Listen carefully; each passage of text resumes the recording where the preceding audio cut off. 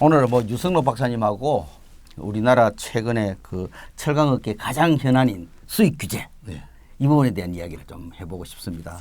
특히 매우 전문가셔서 최근에 이제 여러 칼럼을 통해서도 정말 많은 글을 내시고 하셨는데 스테인리스가 원래 또 이제 연장을 해야 되고 맞습니다. 예. 또 뭐 베트남 스테인리스 수입에 대해서도 추가로 또 제소도 하고 지금 후판도 또 추가 제소를 지금 하는 걸로 되어 있고 또 열연도 뭐 다시 그 반텀빙 제소를 하겠다고 이렇게 말이 나오고 있는데 어쨌든 이 철강제를 사용하는 입장, 그죠? 수입제를 사용하는 입장이나 혹은 그 유통업체 수입제를 이제 수입을 해서 국내 유통을 시키는 유통업체들로서는 상당히 뭐 반길 수 없는 그죠? AD 대상이 되는 품목들이 굉장히 계속 늘어나고 있습니다. 이런 추세는 뭐 당분간 계속될 거 아닙니까? 그런데 모든 품목들이 AD를 하는 과정에서 이제 현실적으로 우리한테 가장 그 복잡한 변수는 그 이해관계자들의 갈등인 것 같아요. 예. 그 철강제를 사쓰시는 분들, 유통하시는 분들, 실제로 생산하시는 분들의 이해관계가 다 다른데 그러면 이게 사실 정부가 주관하는 이 AD라는 것을 과연 어떤 쪽에 더 초점을 맞춰서 해야 될 것이냐. 네. 이게 가장 어려운 거 아니겠습니까? 그렇죠. 국가 차원에서는 어쨌든 국가 전체의 이익을 고려해서 이제 일단은 정책 결정을 해야 되겠죠. 그런데 가장 중요한 것은 덤핑을 제소를 했다. 그죠? 덤핑을 제소하면 그다음 우선 조사는 해야 된다는 거예요. 네, 오케이. 예. 그죠? 그런데 지금 보면 덤핑 제소부터 이제 자꾸 왜 덤핑을 제소를 하느냐 뭐 하는 그런 것 가지고도 이제 많은 다툼이 있잖아요. 그런데 덤핑 제소의 당사자가 되는 뭐 포스코든 현대제철이든 나중에 뭐 동국제약이 될 수 있고 우리나라 철강업체들은 다 특정 제품에 대해서는 제소의 당사자가 되는데 이 제소를 하면 이게 제소의 타당성이 있는 것인지 정말 이 제소를 한 이유가 수입 물량이 너무 많이 들어와서 우리가 손해를 보고 있다. 혹은 피해를 입고 있다. 혹은 가격이 너무 낮게 들어와서 우리가 피해를 보고 있다라는 게 입증을 조사를 해봐 달라는 거거든요. 그죠? 그건 당연히 그거는 이제 해야 되겠죠. 당연히. 일단 불공정 행위니까 거기에 대해서 그렇죠. 우리가 조사를까지는 할 필요가 있다. 조사는 해야 되는 거예요. 그런데 그 조사마저도 하지 말라고 이제 그 반대를 하는 것은 안 된다. 뭐 조사 자체를 반대하는 게 그렇게 맞나요? 저는 그렇지는 않는 것 근데 조사를 같은데. 하기 전에 뭐 공청회도 하고 이렇게 하는데 실제로는 이제 그런 요즘은 이제 워낙 그 우리나라 제강업체들은 크기는 한데 목소리는 안 하잖아요. 그러잖아요. 그죠? 그런데 그걸 사용하는 업체나 혹은 그 유통업체들은 크기는 작더라도 목소리가 많아. 그러니까 외부로 표출되는 그런 목소리들은 그런 그 AD 반덤핑에 대한 반대의 목소리가 더 크게 표출되는 것 같아서 아마 전체적으로 AD 제소 자체를 반대하는 것 아닌가 하는 식으로 저는 들려진다는 거기서 거죠. 조금 생각이 좀 다르고요. 오히려 AD 자체는 예를 들어 스테인리스만 보더라도 우리나라 스테인리스가 지금 상당히 어렵고 위기다는 것은 대해서는 모두가 다 공감하거든요. 그래서 AD의 타당성에 대해서도 인정을 하는 것 같아요. 단 이제 어떤 데서 목소리가 많으냐 하면 구체적으로 들어갔을 때 왜 포스코와 정부는 굳이 열연까지 수입 규제를 하느냐.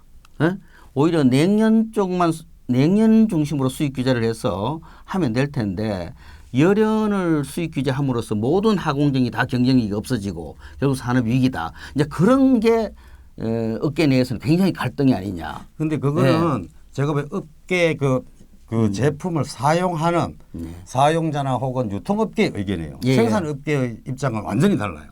그러면 유통업계와 사용자 업계의 입장은 고려돼야 되지 않나요?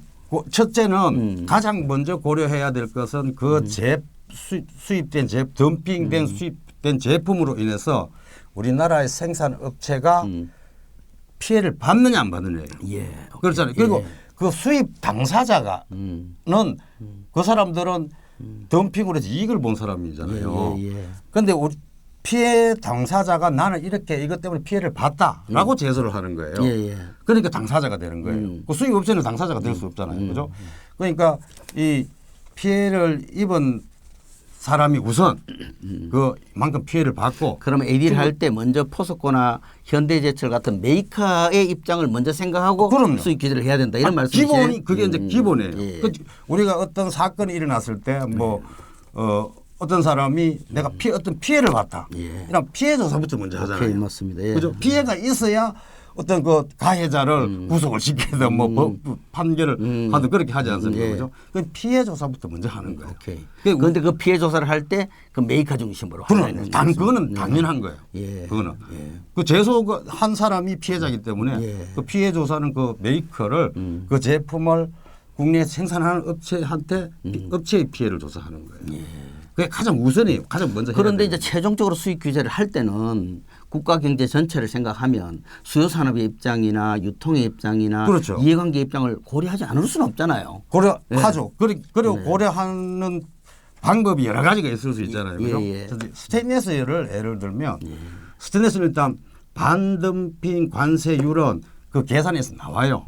그쪽 나라의 원가를 계산하든 그 나라에서 판매하는 가격과 수출하는 가격과 차이. 뭐 이걸로 하면 자기 나라 파는 것보다는 훨씬 더 싸게 팔았다. 이러면 이제 거의 덤핑이 되는 거죠. 덤핑 그건 그대로 마진율이 그냥 그대로 나와요. 계산을 하면 되는 거죠. 그런데 스테인리스 사례를 보면 본래는 일반적으로 반덤핑 제소를 하고 그 반덤핑 마진을 매기고 나면 그 효과가 5년 동안 그 효과 그 반덤핑 그 결과가 진행되는 걸로 이렇게 유지되는 걸로 되어 있었는데 사실 3년으로 줄였어요. 그때는 하도 이제 여러 가지 이해관계 반대가 많으니까. 그게 최종 결정 예. 심판에 우리가 이제 재판관들도 그 상황에 따라 똑같은 죄지만 정상 참작을 한다든가 뭐 이런 거 해서 그 조금 감형을 하는 경우도 있잖아요. 그거가 유사하다고 보시면 돼요. 그때는 이제 뭐 하도 이제 수요업체나 이런 데서 반대가 그렇죠, 심했고 그렇죠. 그러다 보니까 요거는 포스코 열연 제품에 대한 수익 규제를 최소한 좀 작게 하겠다. 뭐 그렇죠. 그런 그래서 이야기를 했죠. 그리고 두 번째로 한 것이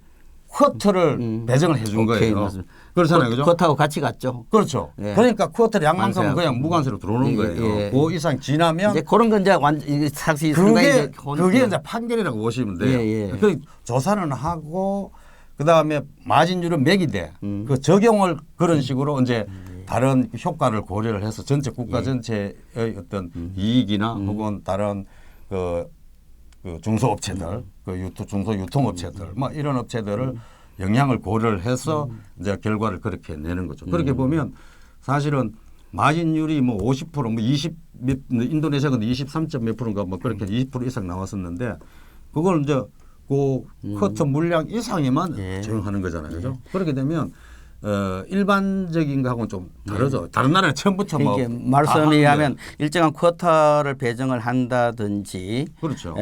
그러면 아니면 기간 자체를 짧게 하는데 이게 그렇죠. 그냥 이해관계자인 수요산업이나 유통을 배려해서 한 거다. 그렇죠. 그렇게 하는 거예요. 그 정도 배려면 됐지. 그런데 그 나머지는 이제 아까 말씀하신 열연을 하느냐 왜 열연은 개방하고 내년만 하지 왜 열연을 했느냐 이런 말씀이잖아요. 그죠? 열연이 매우 이제 독점적인 지위에 있으니까 그런데 사실은 그 열연 제품도 피해를 봤다는 거잖아요. 예, 그럴 수는 있겠죠. 그렇죠. 그렇게 열연 제품도 피해를 첫째는 열연 제품도 덤핑에 의해서 국내 기업들이 특히 포스코가 피해를 봤다는 것이고 덤핑이 있었다는 것이고 그죠? 그건 일단 막아야 되잖아요. 그죠? 그거는 이제 당연한 거고. 그런데 이제 그렇게 주장을 할 수 있죠. 우리는 냉해 생산업체는 냉해는 막지 왜 열연을 막느냐. 아니 독점적인 지위를 가지고도 적정한 수익성을 창출하지 못한다면 그 산업이 기본적으로 경쟁력이 없지 않느냐. 예를 들어 그렇다면 그걸 그대로 국내 모든 수요 산업들이 계속 포스코산 열연을 써야 된다면 모두가 다 이제 원가 면에서 부담이 되니까 사실은. 그런데 독점과 그 무역 규제는 맞습니다. 완전히 다른 문제예요. 다른 이야기이긴 하지만 현실에서는 같이 존재하잖아요. 현실에서는 같이 존재. 그런데 현실에서 같이 존재하는 것이 아니고 덤핑은 없었는데 독점은 계속 있었어요. 그렇잖아요. 그죠? 독점은 계속 있었고 덤핑은 없었어요. 그러니까 독점이라는 어떤 그런 상황에서 이 수익 규제가 많은 부작용을 더 많이 나타내는 거죠. 독점이 있었는데 아무 문제가 없었잖아요. 그죠? 없었나요? 있었지. 아니 독점의 문제가 있었죠. 그렇죠. 그런데 이 덤핑의 문제는 독점은 국내의 문제예요. 그렇습니다. 내부적인 문제. 이거는 맞습니다. 다른 방법으로 해결해야 돼요. 그다음에 덤핑을 독점과 연계를 시켜서 덤핑이 있음에도 불구하고 독점이기 때문에 안 된다고 하면 덤핑을 부과해서는 안 된다고 하면 이거는 불공정 행위가 있었음에도 불구하고 그 불공정 행위에 대해서 아무도 제재를 가하지 않는 거예요. 그러면 어떤 우리나라에 뭐 우리 독과점 품목이 많아요. 많잖아요. 철간제 같은 경우에 대부분 독과점 품목이 많잖아요. 그죠? 그렇게 되면 이 독과점은 국내 문제로 풀지 않고 우리나라 공정거래법을 이걸로 풀지 않고 이거 덤핑이 분명히 있었었는데 독점이기 때문에 덤핑 안 된다는 말은 이게 자칫 우리나라의 모든 독과점적인 그런 산업 구조를 가지고 있는 산업에 지대한 악영향을 미칠 수 있어요. 아닙니다. 현실적으로 보면 사실 독점적 지위를 가지고 있는 포스코 열연을 보호한다는 것은 열연이 굉장히 경쟁적인 시장 구조를 가정한다면 이 독점일 때는 매우 부작용이 크거든요. 왜냐하면 현실적으로 보십시오. 예를 들어 포스코가 독점적 지위를 가지고 있는데 보호를 해주면서 많은 수요 산업들이 열연 확보가 굉장히 어려워졌습니다. 그러면서 사실 어떻게 보면 인과관계가 어떨지 모르겠지만 좀 더 정확하게 보면 국내 많은 단한밀들이 특히 현대계열의 단한밀들이 자연스럽게 시장에서 퇴출됐습니다. 그래서 지금은 거의 포스코는 스테인리스 부문에서 열연뿐만 아니라 냉연 모두가 다 매우 시장 지배력이 강화됐습니다. 근데 포스코는 사실 그 강한 지배력으로 최후의 생존자는 될 수 있을 거라고 나는 생각합니다. 그러나 그 과정에서 그런 수익 규제가 계속 유지되면 얼마나 많은 그 수요 산업들이나 이런 쪽에서 부정적인 영향을 받는지 아까 잠깐 말씀하시면서 독점의 문제는 국내의 문제고 무역은 대외의 문제라서 이게 별개다라는 별개의 방법으로 접근해야 돼요. 그런데 별개의 방법으로 적용할 수가 없죠. 한 몸에서 나타난 두 개의 질병인데. 아니죠. 한 몸에서 나타난 게 아니고 그건 한 몸에서 나타난 것이 아니고 완전히 다른 문제예요. 그 다른 문제를 하나의 답으로 해결하려고 하면 그때 부작용이 생기는 거예요. 그런데 현실적으로는 두 개의 문제가 같이 공존하고 있잖아요. 그렇죠. 그러니 독과점, 독점의 문제는 최초부터 있었고, 그죠? 왜 이게 우리가 스테인리스 산업이 이렇게 포스코 독점화되었느냐? 그 발생 시점부터 이렇게 보면 또 초기에는 다를 수 있었어요. 예전에는 전부 그 냉연만 존재했었고 열연이 없었잖아요. 그러면 냉연 업체들이 소재 구하기가 왜 어려워? 맞습니다. 노상 수입에 의존해야 되고 이러다 보니까 가격도 그러면 자기가 원하는 가격 못 받고 납기도 어렵고 뭐 이러다 보니까 어렵잖아요. 냉연 업체들이. 그래서 국내에서 안정적인 소재 공급 이런 걸 위해서 포스코가 그렇습니다. 열연을 만들었어. 역사적으로 보면 이제 그런 거죠. 그래 한 거예요. 그래 어쩌다 그래 또 대량 생산을 하다 보니까 원가가 사실은 다른 그 수입자보다 원가가 훨씬 위에 있었고 그래서 사실은 그래서 독점이 됐는데 독점이 지금 와서 보면 인도네시아라든가 이런 데서 훨씬 이제 완전히 그 뭡니까 생산 방식이 달라지면서 그렇죠. 완전히 그 소재의 니켈을 원 저가에 그죠 생산할 수 있는 그런. 그런데 우리가 말입니다. 죄송합니다. 그 당시에 청산의 열연을 어느 정도만 이렇게 좀 개방을 해서 국내 수요 산업들이 일부는 청산 걸 의존하고 일부는 포스코 걸 의존하면서 차츰 그 소위 국내의 비중을 높여가는 이런 전략을 폈으면 수요 산업들도 이 퇴출이 좀 적었고 산업 전반적으로 이렇게 좀 더 경쟁적인 구도 안정적이지 않았을까요? 그러니까 이거는 첫째는 이제 문제를 보는 시각이 네네. 자 인도네시아산 철강제가 그 스테인리스 열연이 공정한 무역을 통해서 들어와야 된다는 전제가 깔려 있어야 돼요. 오케이 맞습니다. 그렇지 않습니까, 그죠? 그 덤핑이라는 불공정한 행위를 통해서 우리나라에 들어오는 걸 인정해 준다는 것 자체가 이거는 제가 보기에는 조금 이해하기 어려운 거예요. 그렇잖아요. 뻔히 불공정 행위가 있음에도 불구하고 그걸 다 아는데 또 피해를 보고 있는데 그걸 규제를 하지 않는다.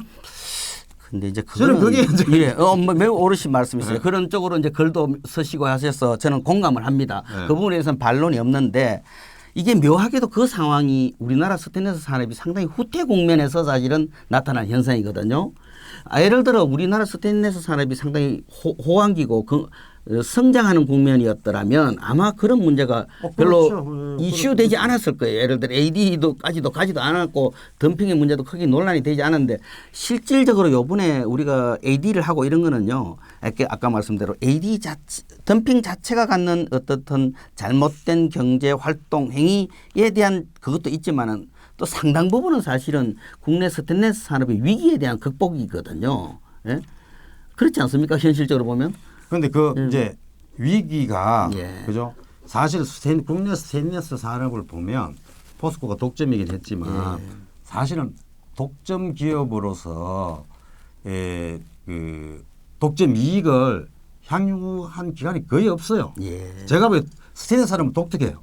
이게 니켈 가격에 따라서 니켈이 원체 대외 의존력이라서 니켈 가격에 따라서 올랐다가 니켈 가격이 오르면 수익이 좀 내리고 니켈 가격이 또 내리면 또 적자 보고 이랬어요. 그 점은 전적으로 동의입니다. 탄소광하고 달라가지고 사실은 독점에 있어도 독점적인 힘이 발휘되는 것은 상당히 약합니다. 그래서 이거 스테인리스는 또 탄소광과 달라서 이게 교육이 좀 활발해요. 맞습니다. 스테인리스는 우리나라가 가격이 조금 높으면 수입이 사실 좀 많이 돼요.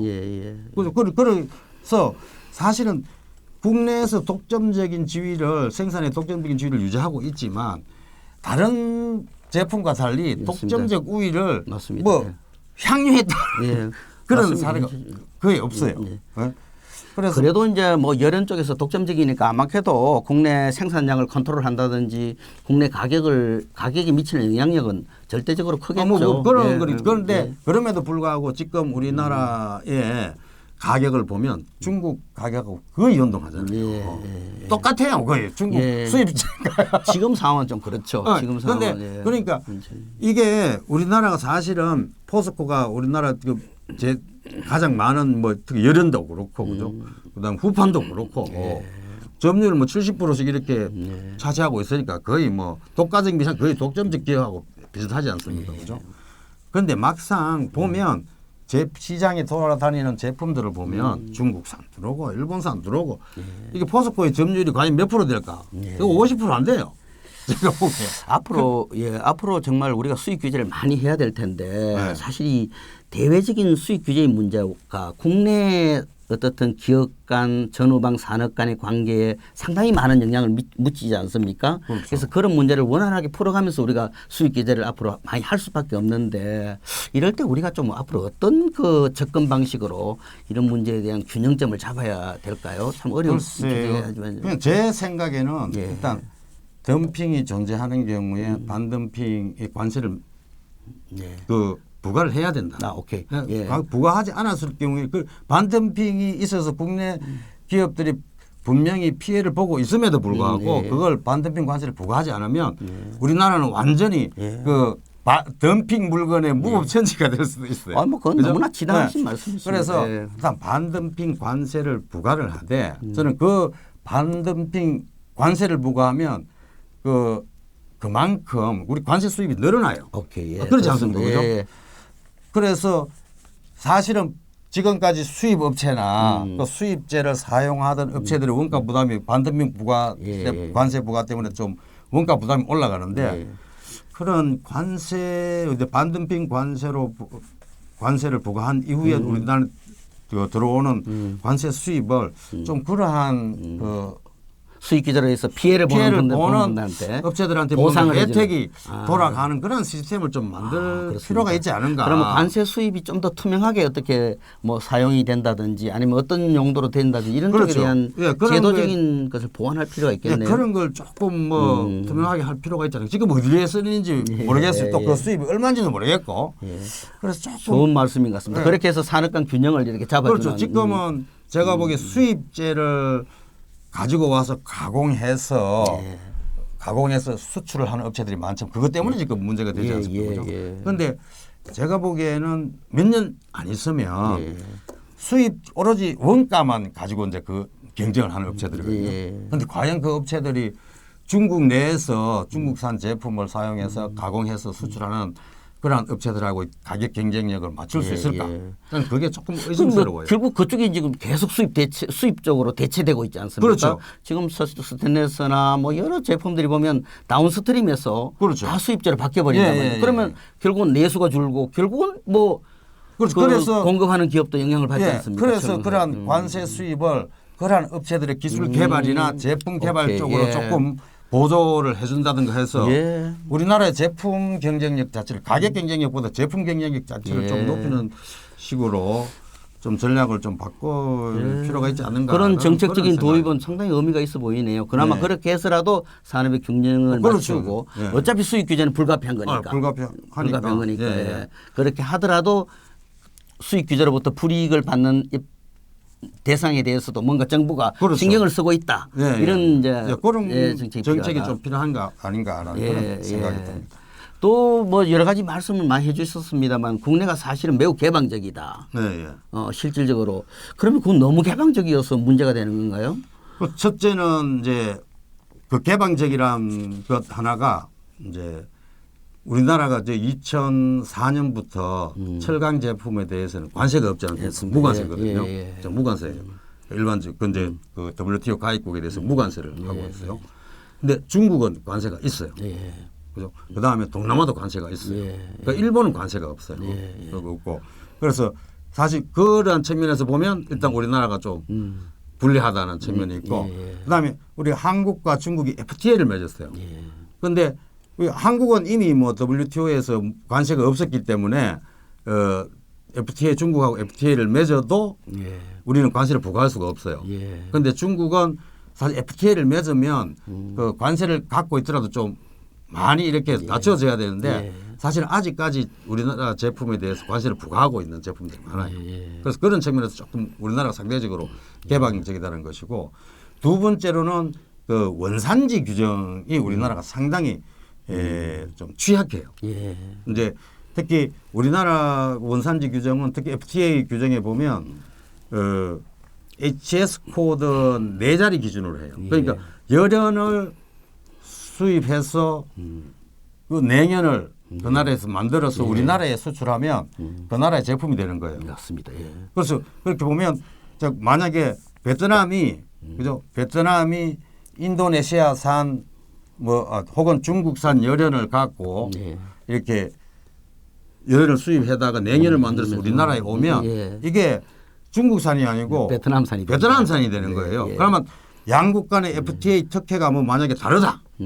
그죠? 혹은 중국산에 대해서는 반덤핑이 걸려 있고 베트남에 대해서 반덤핑이 안 걸려 있다. 뭐 이렇게 되면 중국 사람들이 열연을 일로 수출해서 베트남에 수출해서 베트남에서 냉연을 수입하는 거예요. 그렇습니다. 그럼 그걸 우회 수입이라 그러죠. 그렇죠. 그러니까 HS 코드 4자리이기 때문에 그런 거예요. 그런데 우리는 그걸 막고 싶은데 4자리라 가지고 못 막는 우리가 원산지를 베트남으로 인정해 줄 수밖에 없어요. 그렇습니다. 그런데 베트남이나 이런 데는 동남아에는 원산지 규정이 제가 알기로는 부가가치 30% 기준으로 그래요. 부가가치 그 나라에서 부가가치를 30% 보태야 돼요. 창출해야지 이제 되는 거죠. 그러니까 철강을 보면 우리가 보통 철강이 철광석, 원료탑 뭐 이런 거 다 수입하잖아요. 그게 원가의 한 70%쯤 돼요. 맞습니다. 그럼 최종 제품 만드는 게 부가가치 30%밖에 안 돼요. 그렇잖아요. 그죠? 그렇게 보면 부가가치 30%다. 이래야지만이 원산지를 인정해 준다. 이래 되면 어렵죠. 창출하기가 30% 창출하기가. 그러니까 못하는 거예요. 그러니까 우리나라 같은 경우에 만약에 우리나라가 베트남으로 수출을 할 때 베트남이 너그 나라 그 한국산으로 인정해 주려고 하면 인정하려고 하면 우리나라에서 부가가치 30%를 해야 되니까 우리나라는 중국에서 열연을 수입해다가 냉연을 만들어서 베트남에 수출하면 이게 중국산이 되는 거죠. 맞습니다. 그죠? 그다음에 안 그러면 굉장히 기술을 접목해서 굉장히 고급으로 만들어서 그렇죠. 부가가치를 창출하거나 뭐 이런 노력을 해야죠. 어떻게 보면 우리나라 제품으로 인정받기 위해서는 베트남에서 우리나라 한국 제품이다라고 인정하기 위해서는 우리나라에서 어떻게 보면 철강석부터 시작해 고로 제품 처음부터 다 있어야 돼요. 맞습니다. 그러니까 우리나라는 지금 그러니까 우리나라의 그 원산지 규정이 매우 느슨한 거예요. 맞습니다. 그러니까 우회 수출도 들어오고 직접 덤핑도 들어오고 뭐 그렇게 돼 있어요. 그러다 보니까 지금 나오는 저 유럽이나 이런 데서는 특히 인도네시아산 스테인리스 제품 같은 경우에는 유럽이 인도네시아 스테인리스 제품에 대해서 그 반덤핑과 그 CVD를 걸어놨거든요. 그 상계 관세를 두 가지를 걸어놨는데 인도네시아가 베트남이나 혹은 저 대만으로 열연을 수출을 해서 그 여기에서 냉연으로 가공해서 예. 유럽으로 수출하니까 예. 이게 유럽에서 막을 수가 없는 거예요. 예. 그러다 보니까 그래서 이제 우회 예. 덤핑 수출 방지 관세를 매긴다 뭐 이런 식으로. 그래서 우리나라도 조금은 그거에 대한 예. 그 조치가 좀 예. 있을 필요가 있지 않은가라는 예. 그런 생각이. 하여튼 뭐 시대적인 상황이 지금은 뭐 이 수입 규제라는 것이 피해가기 어려운, 그렇죠. 특히 한국 같이 이제 철강 산업이 성숙기를 지나가면서는 이 수입 규제의 현안이 매우 뜨겁게 지금 우리 시장에 다가오고 네. 있는데요. 근데 이게 이제 수입 규제가 어려운 게 그냥 뭐 관세나 비관세 장벽을 통해서 막는 게 중요한 것이 아니라 그런 정책 자체가 국내 많은 주체들에게 영향을 준단 말이죠. 그렇죠. 거기에 다양한 이해관계들 이런 부분들을 앞으로 우리가 어떻게 지혜롭게 풀어가면서 수입 규제를 할 것이냐. 이게 이제 매우 어렵고 복잡한 문제입니다. 네, 사실은 연구도 많이 해야 되고 국내 문제도 연구해야 되고 또 장기적인 우리의 산업 경쟁력 강화 방안에 대한 것도 연구를 해야 되고 사실 수입 규제지만 이게 그냥 딱 떨어져 있는 것이 현안이 아니라 정말 많은 현안들과 강하게 연결되어 있단 말이죠. 그래서 더더욱 철강 산업에 대한 연구가 참 많이 필요할 것 같아요. 특히 우리 유 박사님처럼 이제 통상을 이렇게 전공하신 분은 앞으로 하실 일이 참 많으실 것 같습니다. 그래서 지금까지 주로 통상은 우리나라에서는 FTA를 중심으로 통상 문제를 많이 다뤄왔거든요. 그런데 지금 특히 철강 산업 같은 경우에는 진정한 통상의 시대 예. 이게 온 것 아닌가. 맞습니다. 그 반덤핑이나 이런 걸 정말 그 많이 반덤핑 행위들이 지금 많이 예. 보고 있고 우리나라 철강업체들이 지금 상당히 많은 영향을 받고 있어서 앞으로 이게 반덤핑, 그 원산지 규정 예. 이러한 혹은 비관세 장벽 예. 이런 것들도 많이 맞습니다. 우리가 연구를 맞습니다. 해야 된다라는 그런. 그래서 뭐 저희 연구소에서도 앞으로 좀 더 예. 많은 역량을 집결해서 한번 이런 부분에 대해서 많은 연구 보고서도 내고 이래서 전체적으로 좀 국내 가능하면 최소의 비용으로 사회적인 그렇죠. 비용을 최소화시키면서 우리가 수익 규제를 하고 또 수익 규제를 통해서 모두가 어떤 생존 전략이 가능할 수 있도록 이렇게 하는 노력이 필요할 것 같습니다. 예, 그렇습니다. 유 박사 오늘 좋은 말씀 감사합니다. 네, 고맙습니다. 네. 네.